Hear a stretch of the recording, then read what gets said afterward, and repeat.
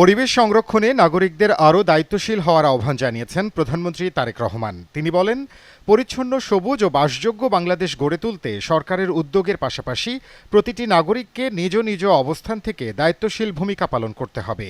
সকালে নিজের verified Facebook পেজে দেয়া এক বার্তায় দেশবাসীর উদ্দেশ্যে এসব কথা বলেন প্রধানমন্ত্রী। আমরা যদি সকলে মিলে একটু সচেতন হই, আমরা যদি নিজেরা সচেতন হই, যত্রতত্র যদি আমাদের ব্যবহারকৃত আবর্জনাগুলো যদি যত্রতত্র আমরা না ফেলে দিই, আমরা যদি একটি নির্দিষ্ট জায়গায় এই আবর্জনাকে জমা করি এবং নির্দিষ্ট উপায়ে যদি এটাকে পরে ধ্বংস করি, তাহলে যেমন আমাদের পরিবেশটি ভালো থাকবে, ঠিক একইভাবে আমরা আমাদের পরিবেশটাকে সুন্দরভাবে রাখতে পারবো।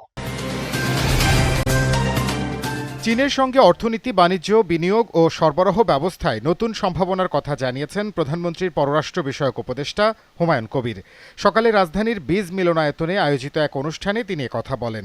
উপদেষ্টা বলেন, আগামী 50 বছরে বাংলাদেশ চীন সম্পর্ক নতুন সম্ভাবনার দ্বার উন্মোচন করবে।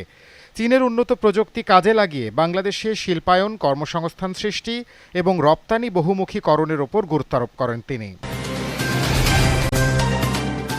গণ অভ্যুত্থানের আত্মত্যাগ থেকে রাজনৈতিক দলগুলো পরিপূর্ণ শিক্ষা নিতে পারেনি বলে মন্তব্য করেছেন তথ্য ও সম্প্রচার মন্ত্রী জহিরুদ্দিন স্বপন।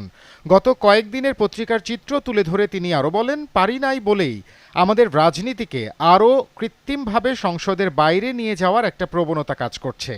সকালে রাজধানী ঢাকায় এক অনুষ্ঠানে অংশ নিয়ে তিনি কথা বলেন। দেশের বৈদেশিক মুদ্রার রিজার্ভের পরিমাণ আবারও বেড়েছে। বাংলাদেশ ব্যাংকের সবশেষ প্রতিবেদন অনুযায়ী গত 2 আগস্ট 2026 পর্যন্ত দেশের গ্রস বৈদেশিক মুদ্রার রিজার্ভ দাঁড়িয়েছে 36.46 বিলিয়ন মার্কিন ডলার। এছাড়া আন্তর্জাতিক মুদ্রা তহবিল IMF এর হিসাব পদ্ধতি BPM-6 অনুযায়ী বর্তমান রিজার্ভ দাঁড়িয়েছে 31.65 বিলিয়ন মার্কিন ডলারে। কেন্দ্রীয় ব্যাংকের ফরেক্স রিজার্ভ অ্যান্ড ট্রেজারি ম্যানেজমেন্ট ডিপার্টমেন্টের যৌথ পরিচালক মোহাম্মদ ইব্রাহিম মুন্সি এসব তথ্য জানান। হরমুজ প্রণালী নিয়ে ওমানের সঙ্গে আলোচনা এখন চূড়ান্ত পর্যায়ে পৌঁছেছে বলে জানিয়েছে ইরান। একই সঙ্গে তেহরান স্পষ্ট করে দিয়েছে, যুদ্ধের আগে বিশ্বের অন্যতম গুরুত্বপূর্ণ এই প্রণালীটি যে অবস্থায় ছিল সেখানে আর ফিরে যাওয়া হবে না।